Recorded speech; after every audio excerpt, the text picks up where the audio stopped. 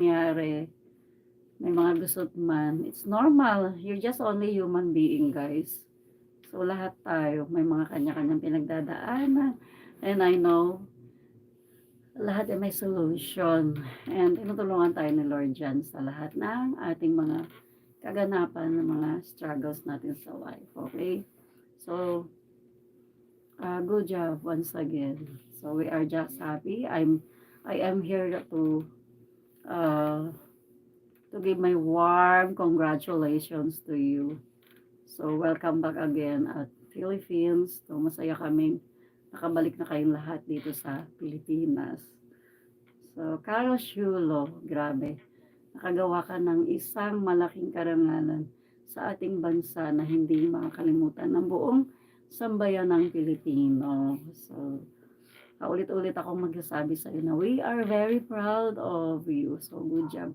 Nawawag lumaki ang ulo mo kasi sa kabila ng mga iyong tinatamasa ngayon, stay humble, no? Much better stay down to earth kung ano kang dati,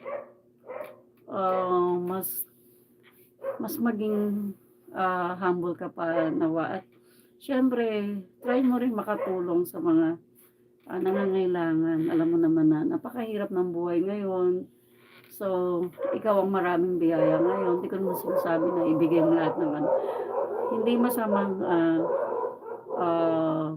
tumulong din sa ating kapwa. So, it's better to give than to receive. Naniniwala ako dyan.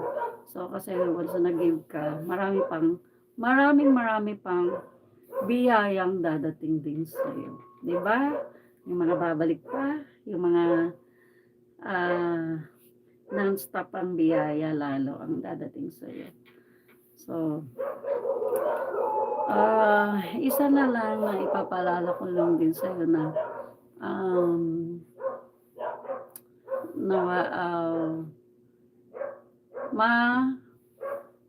mapagtanto mo sa isip mo, sa puso mo, in the right perfect time, na paghanda ka ng magpatawad, yun. Let it be. Yun, para 100% talaga yung happiness na matatamasa mo. Kasi, pag hindi complete din yung family natin sa life, parang hindi rin tayo ganun ka 100%. Masaya kami ninyo. Sinong relate sa sinabi ko, guys? Kasi, family pa rin ang una nating mga kayakap. Diba? So, iba pa rin ang tinatawag na #family, #love. Okay? So, yun lang. Nawa makatulong ang mga ilang paalala ko sa hindi lang sa kay hindi lang sa naging ni Carlos Yulo issue, ganun. Siyempre sa ating lahat din, in general, guys, kasi lahat naman tayo, tao lang, lahat yan nangyayari sa atin, at realidad ng buhay natin, real talk yan. So, alam ko, nawa nakakatulong din yan for each and every one of us. So, yun lang. Sa mga ang dami ko kasi napanood din mga sobrang gigil na nila, gano'n. Ang daming mga pero hindi naman natin yan we have a freedom of naman. So, para sa akin, ganito lang. Ganito, cool. Ayun, samahan muna natin magtagumpay yung tao. Samahan muna natin magpahinga.